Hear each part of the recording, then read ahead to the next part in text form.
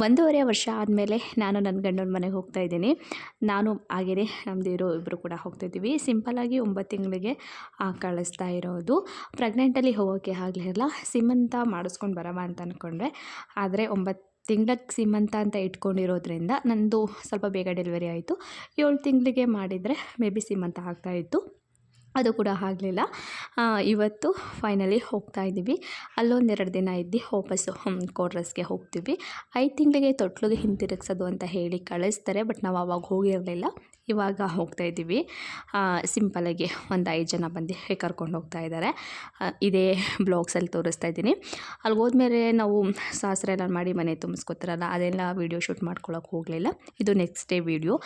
ನಮ್ಮತ್ತೆ ನೋಡಿ ತುಂಬ ಗಿಡಗಳೆಲ್ಲನೂ ಹಾಕ್ಕೊಂಡೈತೆ. ನಾನು ವೀಡಿಯೋ ಮಾಡ್ತಿರ್ಬೇಕಾದ್ರೆ ಮಧ್ಯಾಹ್ನ ಆಗಿತ್ತು. ಹಾಗಾಗಿ ಕುರಿಗಳೆಲ್ಲ ಮೇಯಕ್ಕೆ ಅಂತ ಹೋಗ್ತಾ ಇದ್ದಾವೆ.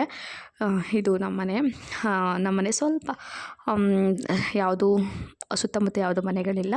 ನಮ್ಮನೆ ಒಂದೇ ಇರೋದ್ರಿಂದ ನಾನು ಹೊರಗಡೆ ಬಂದು ವೀಡಿಯೋಗಳನ್ನ ಮಾಡ್ತಾಯಿರ್ತೀನಿ. ನಮ್ಮತ್ತೆ ನೋಡಿ, ಇಲ್ಲಿ ನೀವು ಏನು ನೋಡ್ತಾ ಇದ್ದೀರಾ ವೀಡಿಯೋದಲ್ಲಿ, ಇದು ಯಾವ ಸೊಪ್ಪಿನ ಗಿಡಪ್ಪ ಅಂತಂದರೆ, ಸೊಪ್ಪಿನ ಗಿಡ ಅಲ್ಲ, ಅದನ್ನು ನರ್ವಿಸ್ ಅಂತ ಹೇಳ್ತಾರೆ. ಇದು ಜ್ವರಕ್ಕೆ ತುಂಬ ಒಳ್ಳೆಯದು. ಮಕ್ಕಳಿಗೆಲ್ಲ ಕುಡಿಸ್ತಾ ಇರ್ತಾರೆ. ತೆಂಗಿನ ಗಿಡ ಎಲ್ಲನೂ ಹಾಕ್ಕೊಂಡಿದ್ದಾರೆ ನೋಡಿ. ಇವೆಲ್ಲ ಎಷ್ಟು ಶುದ್ಧ ಆಗ್ಬಿಟ್ಟೈತೆ. ಈ ವರ್ಷ ಮಳೆ ಇಲ್ವಲ್ಲ, ಹಾಗಾಗಿ ನಟ್ಟಿಲ್ಲ.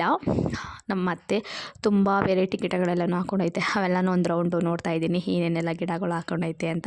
ಹಾಗೆಯೇ ನಿಮಗೂ ಕೂಡ ತೋರಿಸ್ತಾ ಇದ್ದೀನಿ. ದಾಸವಾಳ, ಈ ಕನಕಾಂಬ್ರಿ ಗಿಡ ನಾನೇ ನರ್ಸರಿಯಲ್ಲಿ ತಂದು ಕೊಟ್ಟಿದ್ದೆ. ನಾನು ಕೂಡ ನೆಟ್ಟಿದ್ದೆ. ನಾನಿದ್ದಾಗಲೇ ಇದ್ದು ಗಿಡಗಳು. ಅದನ್ನು ಇನ್ನೂ ಚೆನ್ನಾಗಿ ನೀರೆಲ್ಲನೂ ಹಾಕಿ ಚೆನ್ನಾಗಿ ಕಾಪಾಡ್ಕೊಂಡಿದ್ದಾರೆ. ನೋಡ್ಬೋದು ಇಲ್ಲಿ ನಾನು ಅವಾಗ ತಂದಿದ್ದ ಗಿಡಗಳು ಇದು. ನಾನು ಕಾಲೇಜಿಗೆ ಹೋಗ್ತಿರ್ಬೇಕಾದ್ರೆ ತಂದಿದ್ದ ಗಿಡಗಳು. ನಾನು ಮದುವೆ ಆದಮೇಲೂ ಕೂಡ ಕಾಲೇಜಿಗೆ ಹೋಗಿದ್ದೀನಿ, ನಿಮಗೆ ಗೊತ್ತಲ್ವಾ. ಹಾಗೆಯೇ ಇದು ಪರಂಗಿ ಗಿಡ, ಹಾಗೆಯೇ ಕರಿಬೇವು ಸೊಪ್ಪಿನ ಗಿಡ, ಆಮೇಲೆ ತಡ್ನಿ ಗಿಡ, ಇನ್ನೂ ತುಂಬ ಗಿಡಗಳೆಲ್ಲನೂ ಹಾಕ್ಕೊಂಡಿದ್ದಾರೆ. ನಮ್ಮ ಮನೆ ಹತ್ರ ತುಂಬ ಜಾಗ ಐತೆ.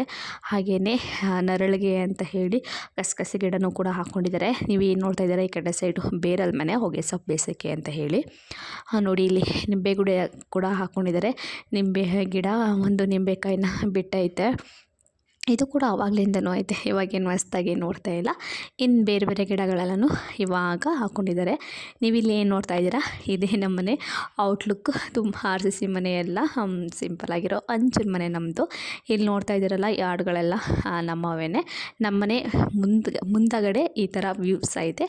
ತುಂಬ ಚೆನ್ನಾಗಿರುತ್ತೆ, ಪೀಸ್ಫುಲ್ ಆಗಿರುತ್ತೆ. ಏನೋ ಒಂಥರ ನೆಮ್ಮದಿ ಅನಿಸುತ್ತೆ. ಯಾವುದು ಮನೆಗಳಿಲ್ಲ, ಕಿರಿಕಿರಿ ಅನಿಸಲ್ಲ, ಏನೂ ಅನಿಸಲ್ಲ. ರೋಡು ಸ್ವಲ್ಪ ದೂರದಲ್ಲೇ ಇರೋದ್ರಿಂದ ಅಷ್ಟು ವೆಹಿಕಲ್ ಸೌಂಡು ಕೂಡ ಏನು ಬರಲ್ಲ. ಹಾಗಾಗಿ ಪ್ರಶಾಂತವಾಗಿರುತ್ತೆ ನೋಡಿ. ಇದು ನೆಕ್ಸ್ಟ್ ಡೇ, ಅಂದರೆ ನಾವು ಅಲ್ಲಿ ಜಾಸ್ತಿ ದಿನ ಏನಿರಲಿಲ್ಲ, 2 ದಿನ ಇದ್ದು ಅಲ್ಲ, ಜಾಸ್ತಿ ವೀಡಿಯೋ ಶೂಟ್ ಮಾಡ್ಕೊಳ್ಳೋಕೆ ಹೋಗಲಿಲ್ಲ. ನಾನು ವಾಪಸ್ಸು ಕ್ವಾರ್ಟರ್ಸ್ಗೆ ಹೋಗಬೇಕಾಗಿತ್ತು. ಹಾಗಾಗಿ ಲಗೇಜ್ ಎಲ್ಲ ಅಮ್ಮನ ಮನೆಯಿಂದನೇ ಪ್ಯಾಕ್ ಮಾಡ್ಕೋಬೇಕಾಗಿತ್ತು. ನಾವು ಬಂದು 1.5 ವರ್ಷ ಆಗಿತ್ತಲ್ಲ, ಹಾಗಾಗಿ ಬಂದೆ. ಅಂದರೆ ಅಮ್ಮನ ಮನೆಗೆ ಬಂದಿದ್ದೀವಿ. ಅಮ್ಮ ಸ್ವಲ್ಪ ಪೈಪ್ ಲೈನ್ನೆಲ್ಲ ಮಾಡಿಸಿದ್ರು. ಹಳೆಯ ಪೈಪ್ಗಳೆಲ್ಲ ತೆಗ್ದು ಹೊಸ ಪೈಪ್ಗಳೆಲ್ಲನೂ ಹಾಕಿ ಪೈಪ್ಲೈನ್ ಮಾಡಿಸಿರ್ತಾನೆ ನನ್ನ ತಮ್ಮ. ಅವೆಲ್ಲ ವೇಸ್ಟೇಜ್ ಇದ್ದು ಅಂತ ಹೇಳಿ ಪಾತ್ರೆಗಳನ್ನ ತೊಗೊತೈತೆ. ಇಲ್ಲಿ ತುಂಬ ಇದ್ದು ಪೈಪ್ಗಳು. ಇಲ್ಲಿ ಮನೆ ಹತ್ರ ಎಷ್ಟೇ ಇರೋದು, ಹೊಲದ್ರೂ ಕೂಡ ತುಂಬ ಇದ್ದು. ಅವೆಲ್ಲನೂ ಹಾಕ್ಬಿಟ್ಟು ಅಮ್ಮ ಇವಾಗ ಪಾತ್ರೆ ತೊಗೊತೈತೆ. ನಮ್ಮಮ್ಮ ಒಂದು ಕೇಳಿದ್ರೆ ಅವ್ರು ಇನ್ನೇನೋ ಒಂದು ಹೇಳ್ತಾ ಇದ್ದಾರೆ. ನೋಡಿ, ನಮ್ಮ ಹಳ್ಳಿ ಕಡೆ ಹೆಂಗೆ ಬಾರ್ಗಿಂಗ್ ಮಾಡ್ತಾರೆ ಅಂತ ಹಾಕ್ತೀನಿ.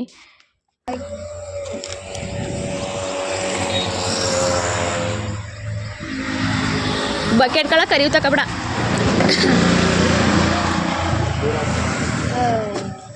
ಡೈಲಿ ಬತ್ತಾಕೊಂತಾರೆ, ಇದೇ ನಿಂಗಾಟಾಗಿ ಯಾರು ಡೈಲಿ ಬರ್ತಾರೆ, ಬರಲಿ ಬಿಡಿ.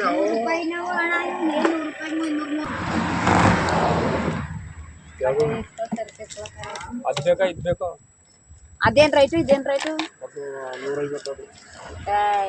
ಅಣ್ಣ ಯಾಕಂಗೆ ಹೇಳಿ ರೈಟ್ ಜಾಸ್ತಿ ಆಗ್ಯಾವನಕ. ನಿಮ್ಗೆ ಕೇಳಿ, ಅವ್ರಿಗೂ ಕರೆದ್ಬಿಟ್ಟು ಕೇಳಿ ಎಷ್ಟು ಯಾವ್ದೋ 100 ರೂಪಾಯಿ ಏನಣ್ಣ ಇವು ಇದು ಬೇಕಾ ಅದು ಬೇಕಾ ಮಾಡ್ಲಿ ಹೊಡಿದ್ನಿ. ಕಸ ಪಸ ಹಾಕೈತೆ, ಇದನ್ನ ತಗೋ.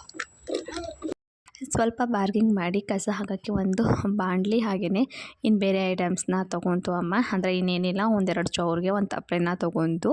ಅಪ್ಪ ಇವತ್ತು ಮಾರ್ಕೆಟ್ಗೆ ಹೋಗಿತ್ತು, ಅಂದರೆ ರೇಷ್ಮೆ ಮಾರ್ಕೆಟ್ಗೆ ಹೋಗಿತ್ತು. ನಮ್ಮದು ಗೂಡು ಏನು ಅಷ್ಟೇನು ಚೆನ್ನಾಗಿ ಬಂದಿರಲಿಲ್ಲ. ಹಾಗಾಗಿ ರೈಟು ಸ್ವಲ್ಪ ಕಮ್ಮಿನೇ ಹೋಗುತ್ತೆ ಅಂತೆ. ಅದಕ್ಕೆ ನಮ್ಮಪ್ಪ ಸ್ವಲ್ಪ ಬೇಜಾರಾಗೈತೆ. ಗೊತ್ತಿಲ್ಲ ಏನಕ್ಕೆ ಅಂತ. ಮರಿ ಅಷ್ಟೇನು ಚೆನ್ನಾಗಿ ಬರಲಿಲ್ಲ. ನಾನು ಈ ವಿಡಿಯೋ ಮಾಡ್ತಾಯಿದ್ದೀನಿ, ಆದರೆ ಬಿಕ್ಲಿಕ್ಕೆ ಬರ್ತಾಯಿದ್ದೆ. ಅಂದರೆ ವಾಯ್ಸ್ ಓವರ್ ಕೊಡಬೇಕಾದ್ರೆ ಬಿಕ್ಲಿಸ್ತಾ ಇದ್ದೀನಿ. ನೀರು ಕುಡ್ದಿದ್ದೀನಿ, ಯಾಕೋ ಗೊತ್ತಿಲ್ಲ, ತುಂಬ ಬಿಕ್ಲಿಕ್ಕೆ ಬರ್ತಾಯಿದ್ದೆ. ನಮ್ಮ ಅಣ್ಣ ಹಾಗೆಯೇ ನಮ್ಮಪ್ಪ ಇಬ್ಬರು ಕೂಡ ಮನೆಗೆ ಬಂದರು. ನಮ್ಮಪ್ಪ ಮನೆಗೆ ಬಂದು ಫುಲ್ ಸಪ್ಪೆ ಮೊರೆ ಹಾಕ್ಕೊಂಡು ಬಂತು. ಏನೇ ರೈತರು ಇಷ್ಟೇ, ಏನು ಕಷ್ಟಪಟ್ಟರು ಅವರ ಕಷ್ಟಕ್ಕೆ ತಕ್ಕನಾಗಿ ಫಲ ಸಿಗಲ್ಲ.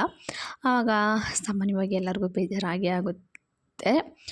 ಈ ವಿಡಿಯೋ ಇಲ್ಲಿಗೆ ಲಾಸ್ಟ್ ಮಾಡ್ತೀನಿ. ವಿಡಿಯೋ ಇಷ್ಟ ಆದರೆ ಪ್ಲೀಸ್ ಲೈಕ್ ಮಾಡಿ. ಹಾಗೆಯೇ ಹಳ್ಳಿ ಹುಡುಗಿನ